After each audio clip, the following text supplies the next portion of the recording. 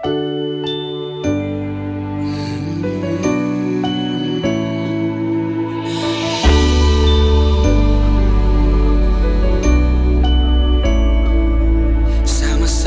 ipagdiwang natin Paskong puno ng pag-asa sa pag-ibig na nagbuklod sa atin, sa pamilyang kabrigada. Isang tahanang puno ng kulay, mga prinsipyo'y magkakaiba, ngunit nangingibabaw ang pagmamahalan ng bawat isa.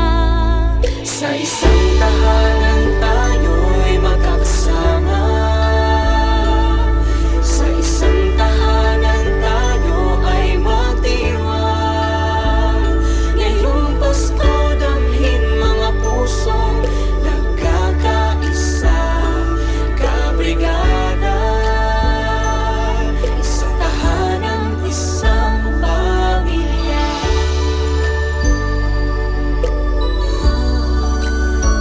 Sa bawat taon may bagong hamon, ngunit di tayo patitinag.